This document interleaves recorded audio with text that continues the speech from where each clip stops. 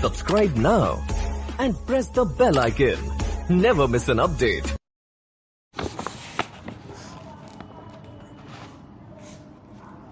We have taken a number of steps to support the MSME sector.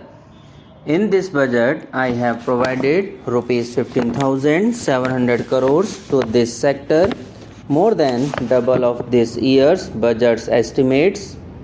More than 15,000 schools will be qualitatively strengthened to include all components of the national education policy. They shall emerge an exemplar schools in their regions, hand-holding and mentoring other schools to achieve the ideals of the policy. 100 new Sainik schools will be set up in partnership with NGOs, private schools, states.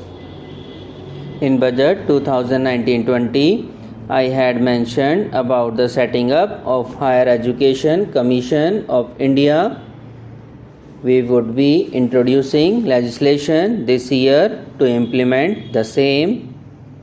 It will be an umbrella body having 4 separate vehicles for standard setting, accreditation, regulation, and funding.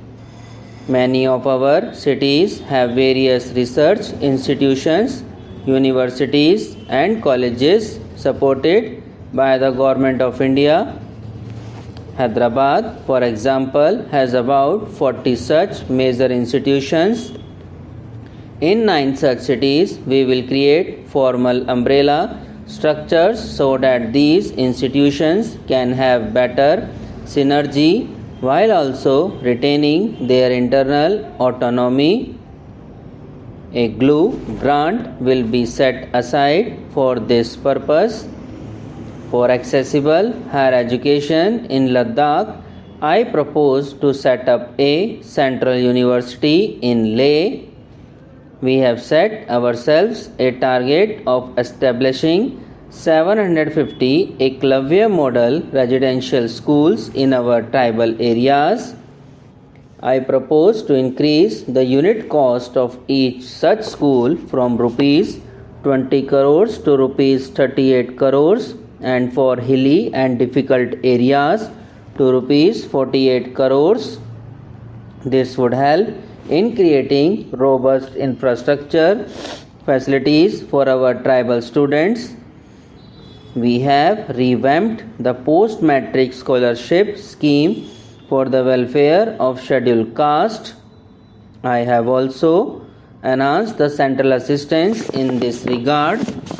We are allotting rupees 35,000 crores for 6 years till 2025-2026 to benefit 4 crores SC students. In 2016, we had launched the National Apprenticeship Promotion Scheme. The government proposes to amend the Apprenticeship Act with a view to further enhancing apprenticeship opportunity for our youth. We will realign the existing scheme of National Apprenticeship Training Scheme for providing post-education apprenticeship training of graduates and diploma holders in engineering. Over rupees 3,000 crores will be provided for this purpose. An initiative is underway in partnership with the United Arab Emirates to benchmark skill qualifications, assessment, and certification accompanied by the deployment of certified workforce. We also have a collaborative training inter-training program between India and Japan to facilitate transfer of Japanese industrial and vocational skills, technique, and knowledge. We will take forward this initiative with many more countries. In my budget speech of July 2019, I had announced the National Research Foundation.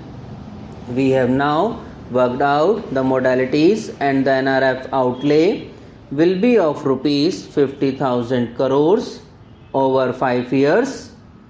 It will ensure that the overall research ecosystem of the country is strengthened with focus on identified national priority thrust areas.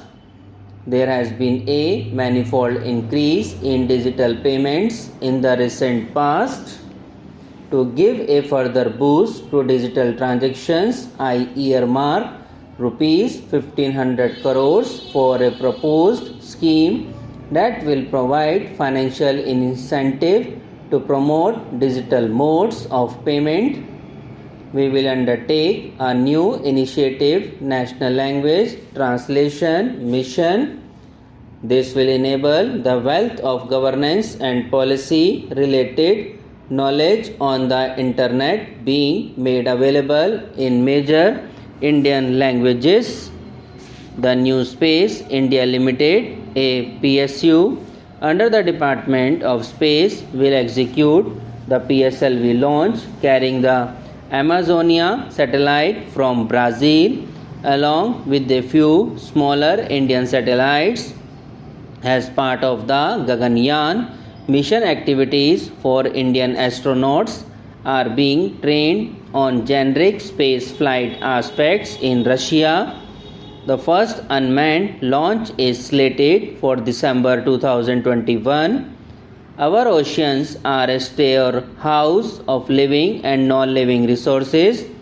To better understand this realm, we will launch a deep ocean mission with a budget outlay of more than rupees 4,000 crores over 5 years.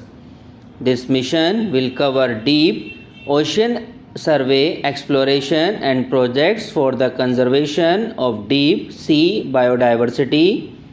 Speaker Sir, I now come to the last of the 6 pillars. This will outline plans for reforms in one of our core principles of minimum government, maximum governance. We have taken a number of steps to bring reforms in tribunals in the last few years for speedy delivery of justice. Continuing with the reforms process, I now propose to take further measures to nationalize the functioning of tribunals. We have introduced the National Commission for Allied Healthcare Professionals Bill in Parliament with a view to ensure transparent and efficient regulation of the 56 allied healthcare professions. Additionally, to bring about transparency, efficiency, and governance reforms in the nursing profession, the National Nursing and Midwifery Commission Bill will be introduced by the government for passing in the Parliament.